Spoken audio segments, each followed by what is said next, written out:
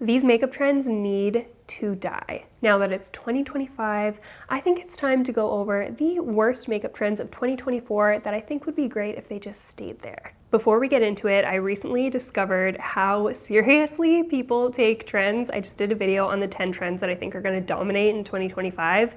And some of you took it so seriously, and if y'all thought that was spicy, this is going to be way spicier, so buckle up. Just a disclaimer, all of these are just my personal opinion. If you like a certain trend that I'm talking about in this video, please keep doing it. By all means, you do you. Whatever makes you feel good, I'm all about that. I'm just sharing my personal opinions, and yeah, that's really it. So let's get into it. The first trend that needs to die is laminated brows, and I say that with my full chest. I went through a short little phase myself with laminated brows, and now I look back on the pictures and I'm like, what was I doing? And let's just be honest, brow trends come and go, and they tend to be quite jarring. Like, even look back to 1930s brows, super different than how we wear our brows now. But with that, I think that this particular style of brows, the laminated brows, is gonna be one that we look back and we just go, ugh, I think it'll kind of define the early 2000s a little bit, and it'll be something we look back and sort of cringe about. There's something that is so unnatural to me about having your brows plastered flat down to your face.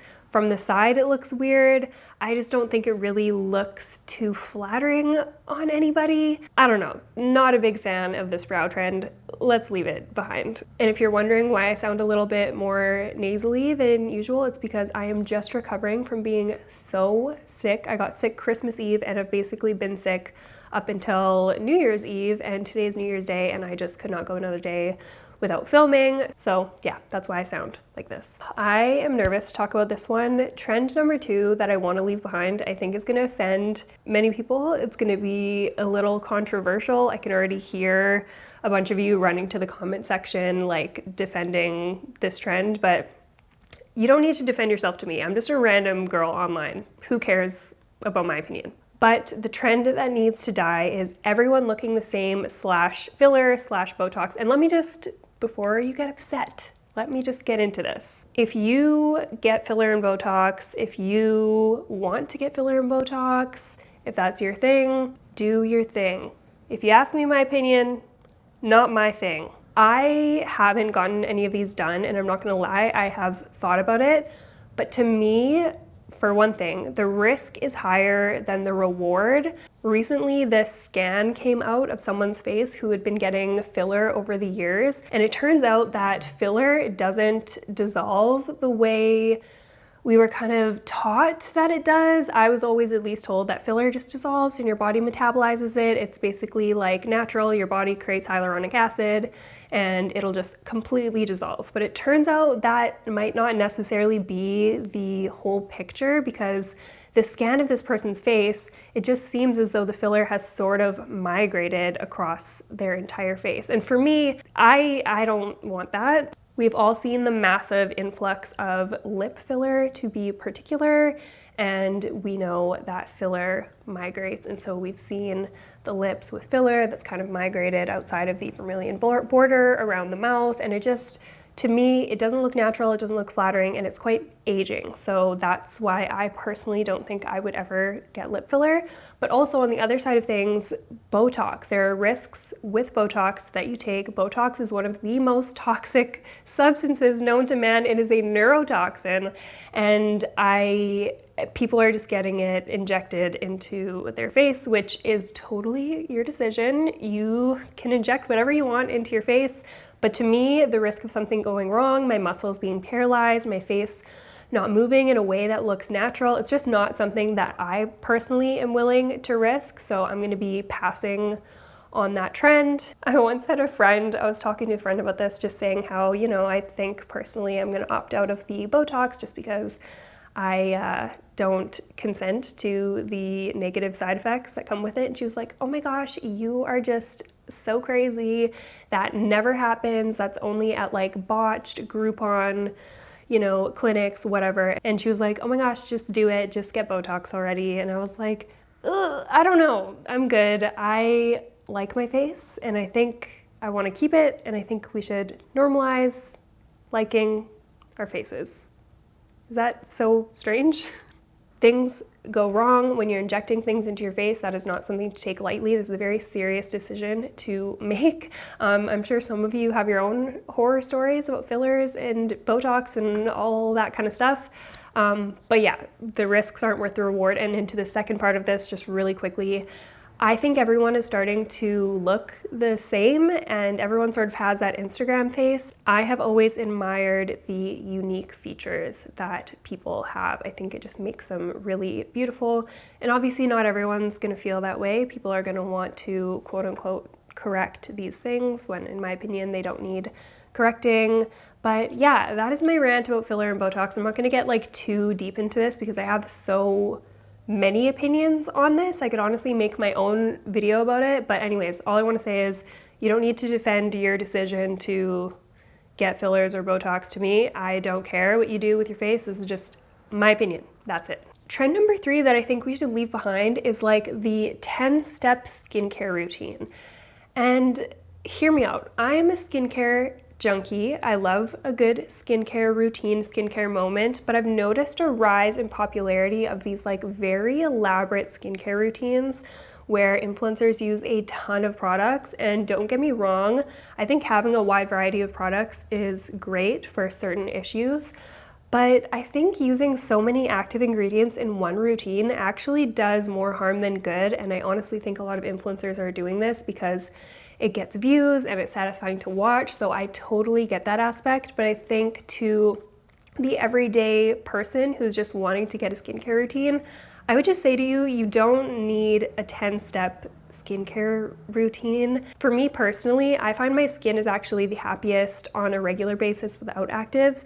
If I am noticing an issue that needs to be treated with actives, I'll incorporate 1 active into my routine, maybe 2 if I'm really feeling fancy. But yeah, I just feel like the 10-step skincare routine isn't super realistic. I also don't think that would wear really well underneath makeup.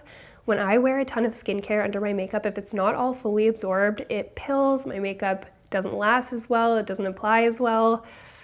Yeah, just not. I think we can leave the super elaborate skincare routine behind. Okay, so trend number 4 that I think we should leave behind is the super heavy lash extensions or even super heavy falsies. To me, this just brings me back to kind of like the 2016 makeup. Obviously, lash extensions weren't as popular back then, but we're seeing this like resurgence of super heavy lashes in the form of lash extensions. Personally, I'm just not a huge fan of that look. I prefer a more natural look when it comes to lashes. And to be honest, I just think the heavy lash trend is phasing out. I think we're gonna see a lot more of a natural approach to lashes. And don't get me wrong, some girls really pull off the heavy eyelash look better than others.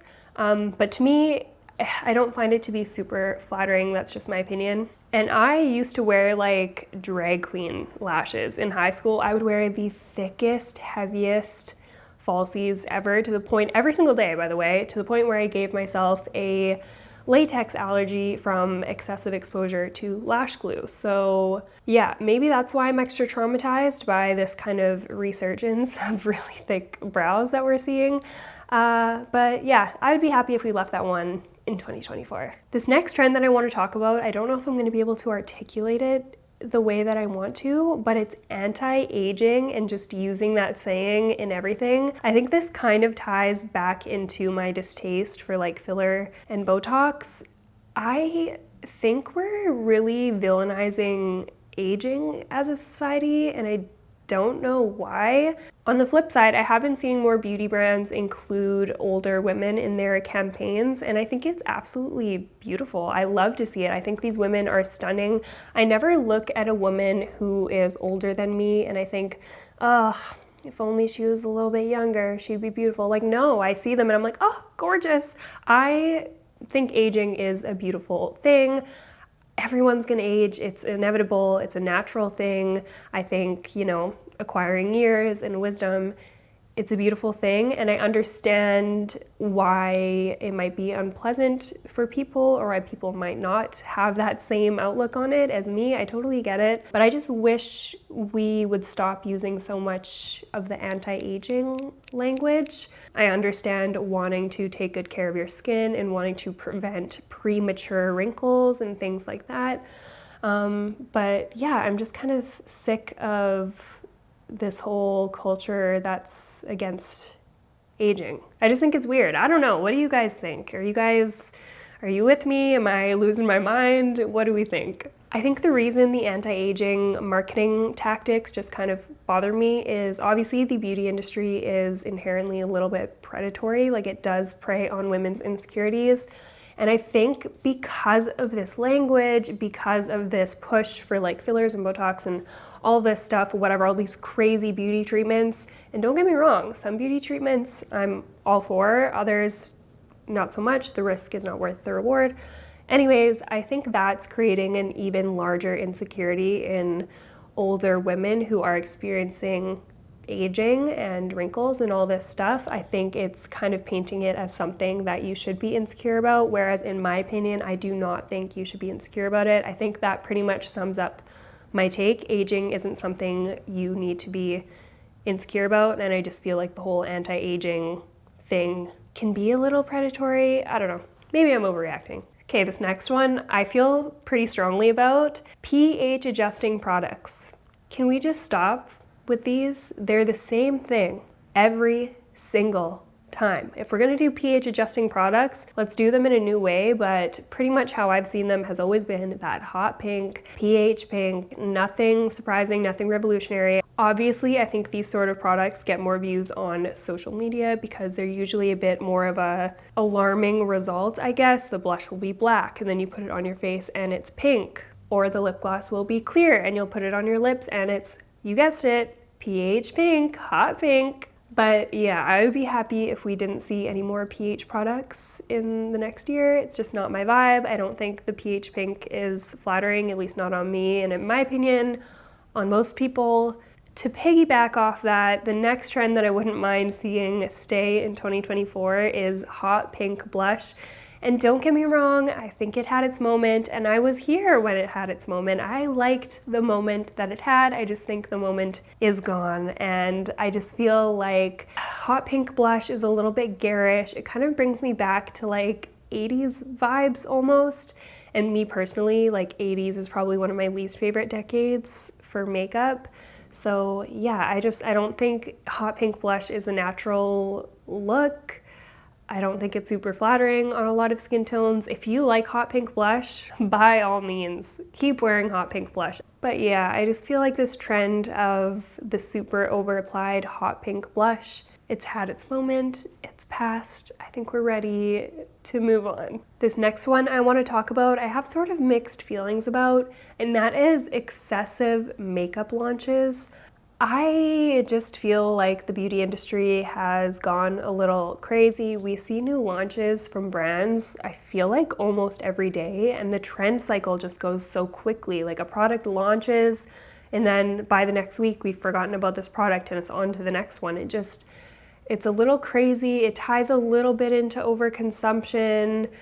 I don't know. I personally, I feel a little bit overwhelmed when I see all of this makeup coming out, especially because I work in the beauty industry, obviously, and so I'm always testing new products. It's my job to kind of know what's trending and stuff like that. And I guess I just want to know, how do you guys feel about this? When you see new products coming out all the time, do you get that same feeling of overwhelm? Do you feel like you're sort of just another way for these brands to make a buck?